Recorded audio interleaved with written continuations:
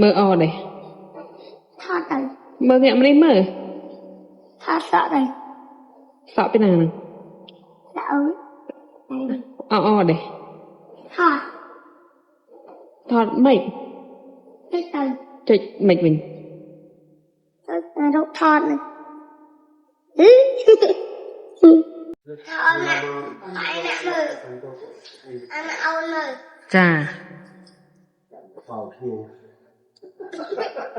mau mà đi mau cùi plạ ở hay mau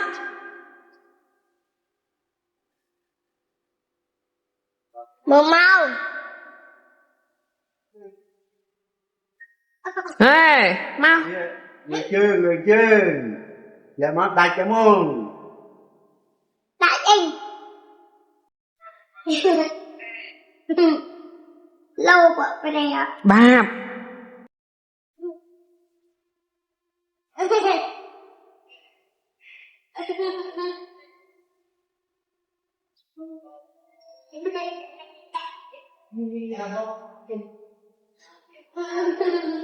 thế này tên thợ dạy thế này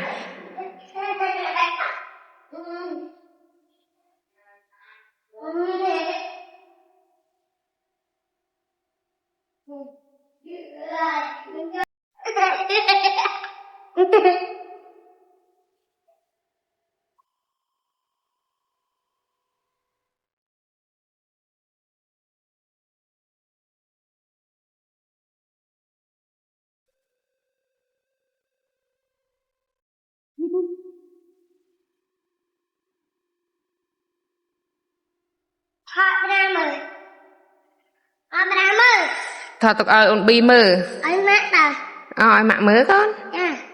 chà chà mặt thọ mơ chăng